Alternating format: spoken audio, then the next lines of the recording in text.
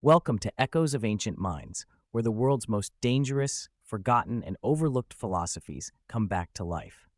Every video, we dig up an idea history tried to bury and ask what it still has to teach us today.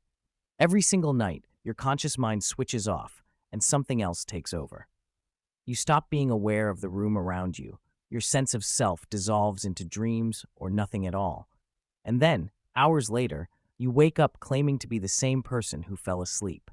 Ancient Indian philosophers found this transition so strange, so philosophically loaded, that entire schools of thought were built around explaining exactly what happens to you when you sleep. This isn't a minor side note in ancient Indian philosophy. It's actually central to some of its biggest questions about consciousness, identity, and what's real. The Upanishads, among the oldest philosophical texts to come out of India, describe a structured framework around exactly this question. What is the self doing when the waking world disappears? According to this framework, human experience moves through distinct states. The waking state, where you perceive the external world through your senses. The dreaming state, where the mind generates an internal world entirely on its own, without sensory input, and yet still feels completely real while you're in it. And deep, dreamless sleep, where even the dreaming mind goes quiet and there's no experience of an external or internal world at all. Just a kind of seamless blank. Here's where it gets genuinely strange and genuinely interesting. Ancient Indian philosophers asked, if your sense of self comes from your thoughts, your sensory experience, your ongoing inner narrative, what happens to that self during deep sleep, when none of that is happening? You're still alive, your body is still functioning, but there's no you there in any sense you'd normally recognize.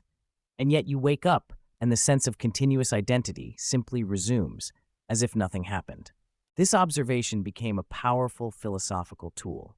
Some traditions argued that the fact you persist through dreamless sleep, even though every layer of mental experience you usually identify with disappears, suggests that your deepest, truest self isn't actually your thoughts, memories, or sensory experience at all. Those are just temporary activity layered on top of something more fundamental and unchanging underneath. Deep sleep, paradoxically, became philosophical evidence for the existence of a self deeper than the mind.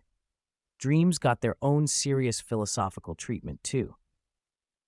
If you can experience an entire vivid world while dreaming, with sights, sounds, emotions, even physical sensations, all generated internally with no external input, what does that say about your waking experience of reality? Some philosophical schools use this exact comparison to question how confident we should really be that the waking world is any more real in some deeper sense than a dream is while we're having it.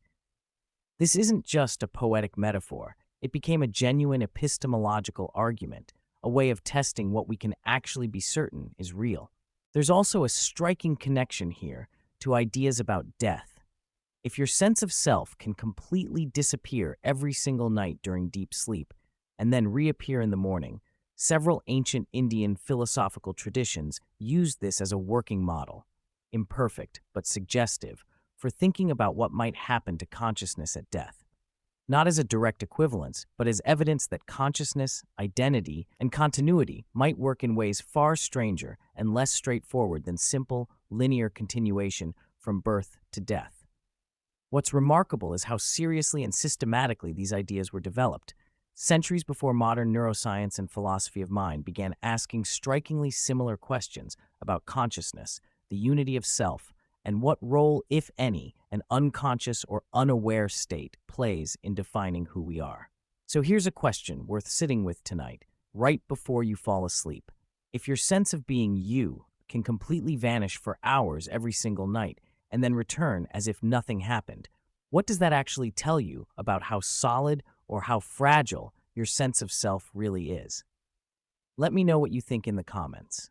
Has anything ever made you question whether your waking life is more real than a dream? That's Echoes of Ancient Minds, uncovering the philosophy's history almost erased. If this kind of forgotten wisdom is your thing, hit subscribe, and I'll see you in the next one.